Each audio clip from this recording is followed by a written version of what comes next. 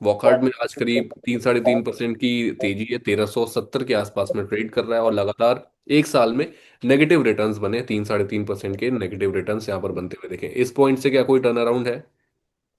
थोड़ा सा तो है लेकिन लिमिटेड एक्सपोजर पर, बिकॉज यहाँ एक ऐसी जगह है जहां से पूरा रिबाउंड होगा, वैसी थोड़ी सी कंफर्मेशन कम है। But hmm. यस, रिस्क कम है, इसलिए one can attempt it, because risk आपका जो है रिस्क है, but there is a very, अगर मुझे परसेंटेज वाइज प्रोबेबिलिटी वाइज अगर ये देना है कि इसमें स्टॉप लॉस हिट होने के चांसेस कितने, 70% चांसेस है कि हिट हो सकता है।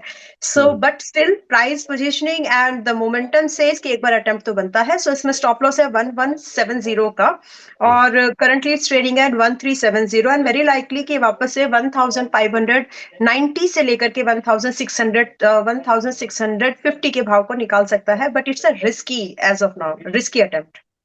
ऑलराइट, हम बीच बीच में लेते चलते हैं। श्रुति हैं, श्रुति पूछ रही है कि कह रही गुड मॉर्निंग मैम, और बेलराइज गुड मॉर्निंग। इंडस्ट्रीज के शेयर्स है मेरे पास, 167 की बाइंग प्राइस है, शॉर्ट टर्म का व्यू बन रहा है। पूछ रही है कि प्लीज गाइड मी मैम, 5% का लॉस है मेरा, और क्या मैं अभी एवरेज करूं या फिर एग्जिट कर सकते हैं यहाँ से? Belrise. Belrise industries. हाँ नहीं, आपको अभी एवरेज नहीं करना है। हम्म। इनकी बाइंग कितने की बताई है इन्होंने? 167 की ma'am. Okay. So I would like to suggest a stop loss if you can manage it. That is 153. If that's breach, I mean you should take an exit. Because हम्म। अभी अगर ये 150 के नीचे भी अगर ये सरकता है, 153 के नीचे भी जाता है, तो फिर स्टॉक को सपोर्ट जो है काफी दूर है। और जिस Right. तरह का मोमेंटम लग रहा है, आई डाउट कि ये 135-40 के पास तक आ जाएगा आराम से। वहां हम्म। पर भी काफी समय स्पेंड करने वाला है। So as of now it is an expensive, currently जो ये चल रहा है एक्सपेंसिव है, हम्म। और प्राइस ओवरबॉट है। Yes, there is a profit in company, तो आपको डिप पे मिले तो वापस से बेलराइज का पैसा बेलराइज में लगा सकते हैं, hmm. But please to maintain a stop loss. Alright, तो श्रुति जी आपके लिए देखिए जो सलाह है, आपको बहुत ही स्ट्रिक्टली स्टॉप लॉस को अपने जो है प्ले करना है यहाँ से, बहुत जरूरी है। 159 के आसपास में भी ट्रेड कर रहा है, 150 का स्टॉप लॉस आपको यहाँ पे रख के काम करना है। अगर वहां से नीचे जाता है तो प्लीज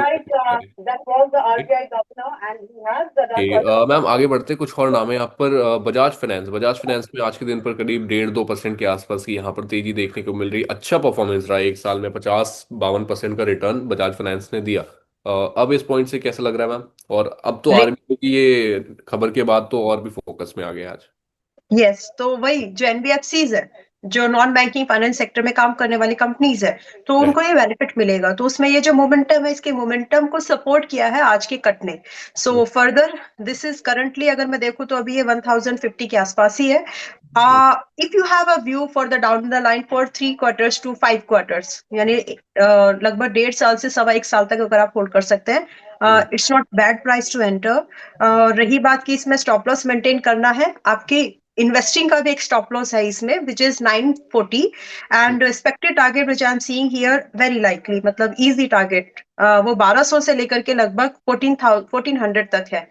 तो इसको अभी देखा जा सकता है आज की मार्केट के न्यूज के बेस पर भी, एंड ओवरऑल अगर हम इसका इम्पैक्ट आगे को अगर देखें इन्वेस्टिंग के लिए, तो ये पॉजिटिव है, इसमें इसका इम्पैक्ट पॉजिटिव जाएगा।